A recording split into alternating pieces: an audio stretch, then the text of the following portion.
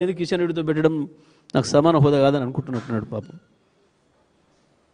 ముడి బడే బాయ్ మీ ఇద్దరికి, హైదరాబాద్ బ్యాడ్ బ్రదర్స్ మీరిద్దరు అవుతారు.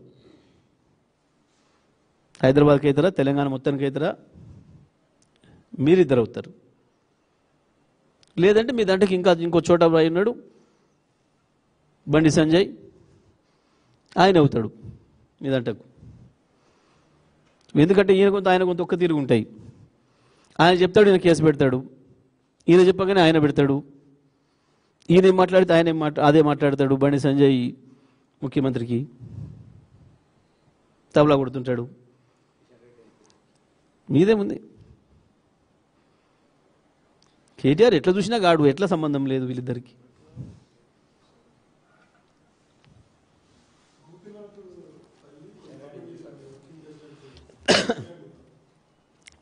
ఇక కాదు, అందరికీ తెలుసు కదా, ఎవరు మాట్లాడిస్తారో తెలుసు, ఎవరు మాట్లాడిస్తారో అందరికీ తెలుసు. అది పెద్ద పట్టించుకున్న ముచ్చటే కాదు వాస్తవానికి. అది రేవంత్ రెడ్డి చేసే ప్రయత్నాల్లో, ఆ ఫ్రస్ట్రేషన్లో చేస్తున్న ప్రయత్నాలు కూడా అదొకటి.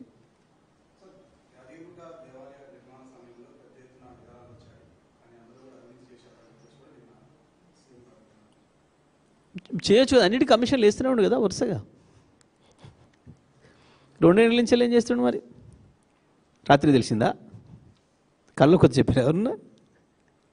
చిల్లర మాటలు అంటే నాకు ఇవే చిల్లర మాటలు, చిల్లర వేషాలు. కమాండ్ కంట్రోల్లో ఇది జరుగుతుంది. 2 ఏళ్ళ నుంచి అందులో కూర్చుంటున్నావు. నేను దొరికిందా కుర్చీ కింద ఏమన్నా? ప్రజలు నవ్వుకుంటున్నారు ఈ మాటలు చూసి. మాకు కూడా బాధ కలుగుతుంది. తెలంగాణ ముఖ్యమంత్రికి ఇంత దరిద్రంగా మాట్లాడితే ఎట్లా? మనకు అందరి గౌరవం పోతుంది కదా, మన అందరికి ముఖ్యమంత్రి కదా అని. రాజకీయంగా ఏమన్నా కానీ రాష్ట్రం పరువు పోతుంది కదా. ఇంత గొప్పగా తలెత్తుకొని నిలబడ్డ తెలంగాణ 10 ఏళ్లలో భారతదేశానికి అనేక రంగాల్లో ఆదర్శంగా, ఇవాళ గిన్నెల ఆదర్శమయ్యే పరిస్థితి. ఒక రాష్ట్రానికి పోతే ఇంకో రాష్ట్ర ముఖ్యమంత్రి నిలగొట్టే పరిస్థితి. ఎంత అవమానం అది వాస్తవానికి. ఆలోచన వస్తుందా లేదా? నేను నిలగొట్టి బీహార్ నుంచి నీ మంత్రివర్గంలో ఇంకొని పిలుచుకున్నారు అంటే ఎంత అవమానం. దాని నుంచి పగదా పట్టించడానికి పనికి మళ్ళీ బూతులు, పనికి మళ్ళీ మాటలు. అసలు విషయం కాదు.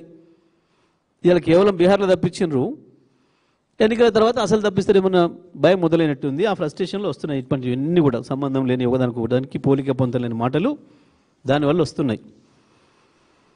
2-3 చెప్పుకుంటున్నారు ఆల్రెడీ. అయిపోయింది, నేనే ముఖ్యమంత్రి అంటే నేనే ముఖ్యమంత్రి అని చెప్పుకుంటున్నారు. ఈయన నమ్ముకున్న వాళ్ళు కూడా చెప్పుకుంటున్నారు. బహుశా అవన్నీ వింటున్నటువంటి ఈ మధ్యన దానివల్ల వస్తున్న ఫ్రస్ట్రేషన్లో ఈ పిచ్చి మాటలు వస్తున్నాయి అన్ని.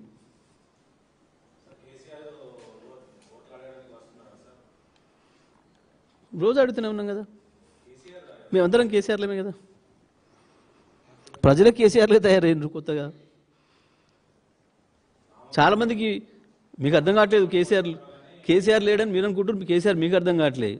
మేము ఏంటి పోయినా కేసీఆర్ కనబడుతున్నాం. వాళ్ళే ఉపన్యాసం ఇస్తారు మాకు. వేసే ప్రతి ఓటు కేసీఆర్ పేరు మీదనే వస్తుంది. వాళ్ళకి తెలియదు ఆ కేసీఆర్ మమ్మల్ని పంపిండని. కేసీఆర్ ప్రతినిధులే వచ్చిందని వాళ్ళకి తెలుసు. అదే నువ్వు కొంచెం ఆలస్యమైనవు. అదే చెప్పిన, జర చూయించు ఒక్కసారి, అందరిని రిపోర్టర్లు తీసుకుపోయి చూయించు. 2 ఏళ్ళు పట్టిందా అది తెలవడానికి? కమాండ్ కంట్రోల్లో నిఘా పెడతారని చెప్పి తెలవడానికి, ప్రగతి భవన్లో బాత్రూమ్ ఉందని తెలవడానికి 2 ఏళ్ళు పట్టిందా నీకు?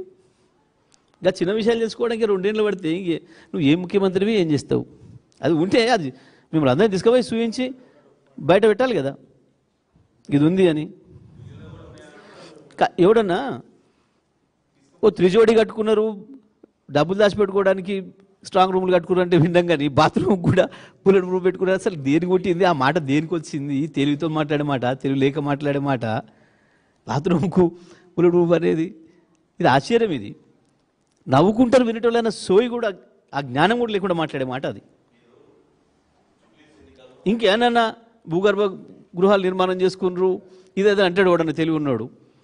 గంత తెలివి కూడా లేకపోతే ఎట్లా బాత్రూమ్ పెట్టుకున్నారంటే నవ్వుకుంటారు కదా, చూపించాలి మరి.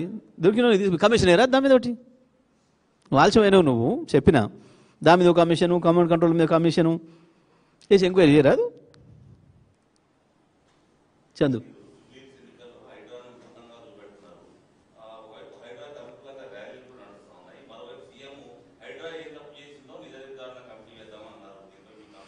ఆయన వేసుకుంటే ఆయన చేతుల పనేనా, దాన్ని ఓడాపుతాడు. నువ్వు వేసిన కమిషన్లో కూడా ఆపిండా, నువ్వు వేసిన పెట్టిన కేసులను కూడా ఆపిండా, వేసుకో అన్నీ ఎవడొద్దన్నాడు. హైడ్రా కూడా కొట్టింది, హైడ్రా బూచి మేము చూపించడం ఏంది, హైడ్రా భూతమై మింగేస్తుంటే ప్రతిరోజు దానికి దెబ్బతిన బాధితులు వచ్చి మాట్లాడుతున్నారు కదా. అవును, హైడ్రాతో లాభం పొందిన వాళ్ళు అంటే తప్పకుండా మూసి నదిలో ఇల్లు కడుతుంటే కూడా పట్టించుకోలేదు కాబట్టి వాళ్ళు ఇష్టపడతారు, లేదా వీళ్ళ అన్న తిరుపతి రెడ్డి ఇష్టపడతాడు, లేదా పొంగులేటి శ్రీనివాస్ రెడ్డి ఇష్టపడతాడు, లేదా వివేక్ వెంకటస్వామి ఇష్టపడతాడు. ఇంకా హైడ్రా నిబంధనల ప్రకారం కూల్చాల్సినవి కూడా కూలగొట్టకుండా ఉన్న పెద్ద పెద్ద వాళ్ళు ఎవరైతే ఉన్నారో వాళ్ళు సంతోషపడి ర్యాలీలు చేస్తుండొచ్చు. ఎందుకు చేయరు?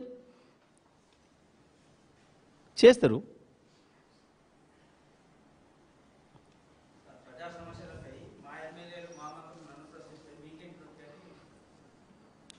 ఎవడని మరి ఎవరు నొప్పింది మీరు చెప్పినాం, గలబట్టుకొని అడుగుతున్నారా మిమ్మల్ని? అసలు మిమ్మల్ని ప్రశ్నిస్తే కూడా తప్పులేదు, మా ముఖ్యమంత్రి వల్ల కావట్లేదు, ముఖ్యమంత్రి చేత కావట్లేదని ఒక ఆయన ఏకంగా ప్రపంచ బ్యాంకే ఉత్తరం రాసిండు.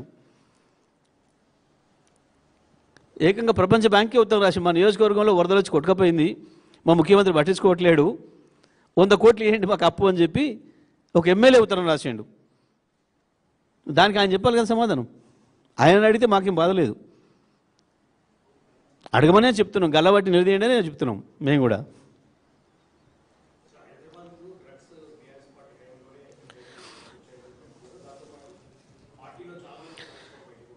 మీరు రిపోర్టర్లుగా మీరు కూడా 10 ఏళ్ళ నుంచి ఉన్నారు. డ్రగ్స్ వల్ల జరుగుతున్న నేరాలు టీఆర్ఎస్ ప్రభుత్వం ఉండగా ఒక్కటి చూసినామా?